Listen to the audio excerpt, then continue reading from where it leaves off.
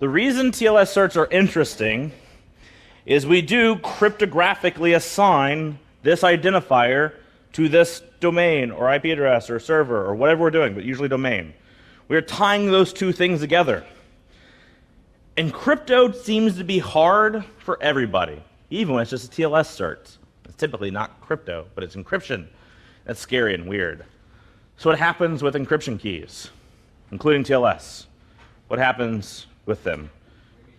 Do we have tons and tons and tons and everybody uses tons of TLS certs? Or, oh yeah, we're going to reuse that sucker.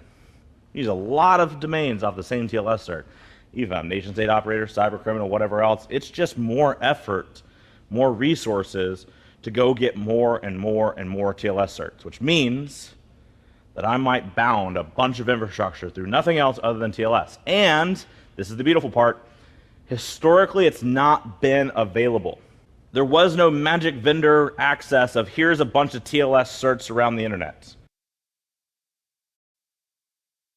In the past couple years, researchers have been doing that. They've been going out and creating these data stores. And people have been popping up on the scene. Census.io, scans.io, circ.ulu, passive total. There's now people are adding it in and finding out what those digital certs are, which is great. Because it's something that adversaries typically didn't have to consider in the risk calculus that now exists. So we can go look for these TLS certs. The principle is basic. You're going to start with pivoting between a TLS cert and its IP address. Then you can include other things like the subject, the issue date, other attributes about it. And you're going to try to break it up between things that are like self-signed or free. There's a lot of free certs now that might not be as useful to you. It can be, but be careful there. But especially those paid and self-signed ones. So as an example, if I take the digital hash of the TLS cert that SAMS owns, and I go and search for it, I'll find 3 very different IP addresses, 2 similar hosting locations, Amazon, Amazon, a third different one, ForTrust, but I'm going to find 3 different SAMS domains all tied to the same TLS cert. Yeah, different ASNs as well. So this is what we're going to do. I'm going to show you an example, and then you're going to do it. We're going to start with a case study of this nice little CVE vulnerability. That vulnerability was just a remote code execution. It was pretty good. Remote code execution is always fun, but in Word, a lot of people use Word, so that's good. And it was published on TechNet. So let's start there. So I put an icon in Maltego to know that I got this from TechNet. You don't have to do that, but it's like built-in sourcing. Say I got this from TechNet. And I'm going to figure out some indicators. So I'm going to start with indicators. In this case, an IP address and a domain. This is what they're saying of, hey, we've seen this IP address and domain as a top offender of using this exploit, or some indicators of people using this exploit. So if we go and we enrich it just like we normally do in Maltego, just like you just did in your last lab, you'll get things like other IP addresses and domains, and maybe even a potential persona forming. And keep doing that out, keep doing that out, keep doing that out. You'll eventually find some IP addresses and domains. And the fun thing about this case study is this was done off of FireEye did a bunch of good reporting on one of the adversary groups that was taking advantage of this. And they were the ones that had all the data, had all the indicators, had all the view into the group, and published it in concert with Microsoft. It was a really good move. And so they put out and said, hey, here's our stuff. It was exciting. And what Mark did, we said, well, have you thought about TLS certs? And so he added in the TLS cert aspect of that domain. And against somebody else's data set that they had full access to, and somebody else's threat group that they were tracking, he started identifying a bunch of other stuff they didn't see, didn't have access to. And why Mark's talk was so good at the CTI Summit, again, I'd recommend to watch it on YouTube. Why it was so good is he started taking other people's activity groups, other people's threat actors, other people's data sources, and enlightening and adding whole new swaths of data they'd never even seen before. And these are highly professional analysts that do it for their jobs. and adding in tons and tons of new IP addresses, which then expanded out what we could find and find overlaps with existing domains and tree it out to find new insights. At one point, he also pulled a CrowdStrike report for APT29, or for Cozy Bear, and found new targeting that Cozy Bear was doing that nobody had ever seen before, just off of adding TLS certs. One new data point, one new pivotable action to be able to combine a lot of data sets together. I think, and I would be as bold as to say that TLS cert pivoting is not just another tool in your belt, it is one you all should go do.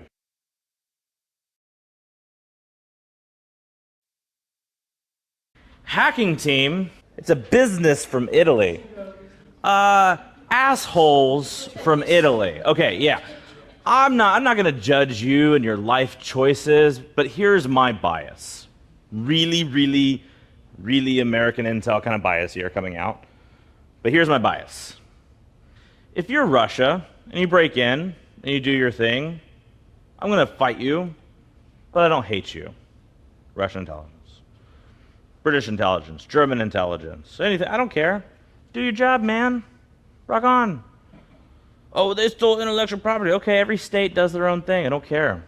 OPM, hats off to China. That was a really smart thing to hack. Good, kudos to you. I only hate, and I use that word so seldom, but I hate hackers for hire. Mercenary pieces of shit that get involved in operations that lead to human casualties. This is why I'm upset. There are people on this earth who have died because of hacking team. Died. I want you to think about that for a second. Our field, our cyber field, our intel field, people are dead because some script kiddie wannabes thought it'd be a good idea to start selling exploits and tools to people that didn't need them.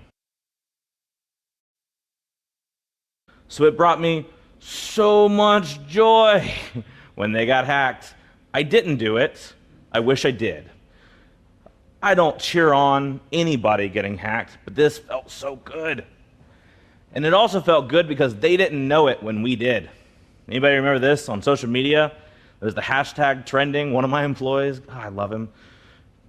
Is hacking team awake yet? that was the Twitter.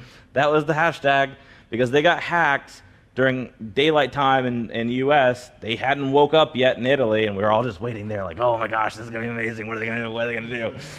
And it turns out there was a vulnerability in their systems. They got hacked. They had an internal GitHub that they were using, internal Git that they were using, unsecured, no commonality in any security practice they were doing, no good password hygiene, all the crappy egotistical, I'm on offense crap you'd expect. That was their networks. 400 gigabytes of data was stolen. Yeah, 0 days unsecured, blah, blah, blah. Here's the story. Here's why it matters to you. I'd probably include this scenario in class just to laugh at them, but here's why it matters to you. Hacking team was selling exploits. They were selling tools. More than that, though, they were doing operations. They would say, hey, you tell me who you want me to target, and we'll go target them. And they would effectively give you a shopping cart. You'd say, Egypt, who would you like me to hit? And the Egyptian military would say, well, these dissidents. Or Syria, who would you like me to hit? Oh, these folks. They've been talking bad about our nation, these folks. And they'd go target them and hack into their systems, and without any ethics or discussion whatsoever, they just open up a full portal and say, here's every file and system and thing you can grab, cameras, keystrokes, emails, whatever you want. Let me know what you want. Actually, you don't even know what you want. Just take it, whatever you want.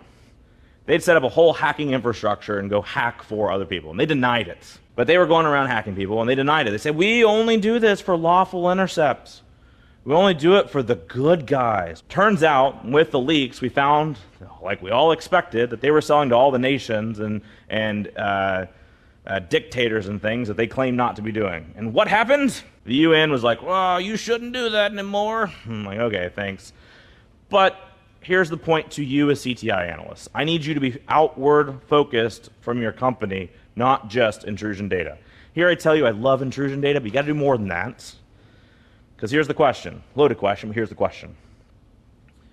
Could you have reasonably been making a threat model that included hacking team pre-dump Was the hacking team likely in your threat model as a company? No. Unless you got a bunch of dissidents and stuff, no. If you're a normal company, hacking team was never going to bother you. The things they did, never going to bother you. Wasn't your threat model. Day one after the leak, was hacking team's tools, tradecraft, capabilities, etc. in your threat model? It should have been.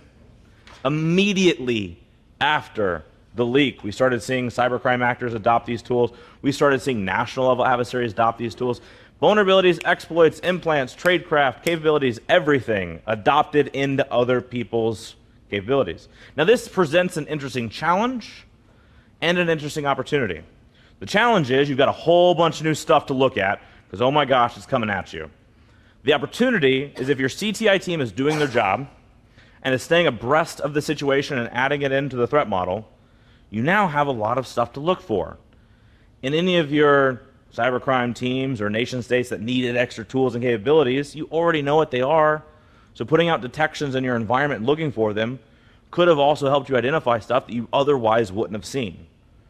So if it was a race to finish, basically, whoever took advantage of it won. If you as a CTI team was taking advantage of it, you would have won.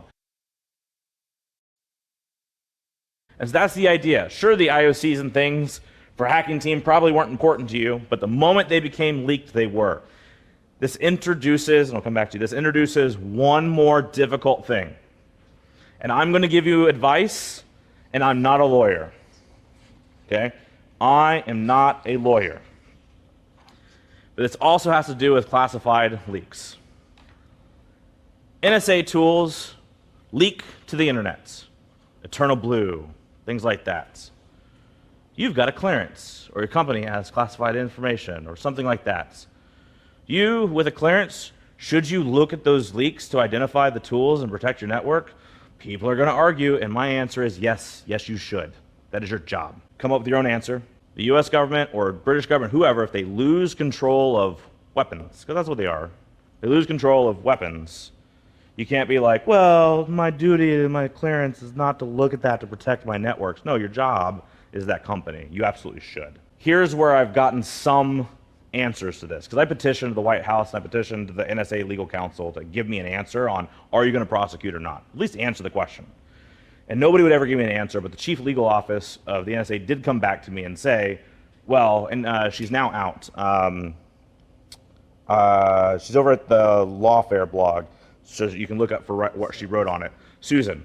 Yep, Susan over at the Lawfare War blog is the one that wrote about it, and so you can find her references if you need like a reference, but you still need to answer the question for yourself. But she's the one that wrote back to me and said, the official policy is things are classified, no matter what, they're still classified, that's fine. But the reporting on them and all the coverage of them is public record. And so basically, if somebody else picks it up and publishes or covers it, then you can't not just read newspapers. You can't just not read, wherever you get your news. And the NSA would never push for any sort of prosecution to the FBI.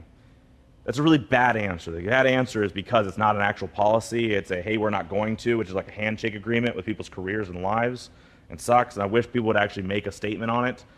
But I only make this a strong talking point, even at the end of the class, because it's an important one. As more and more leaks happen, you're going to be in a tough situation if you have a clearance in any given government.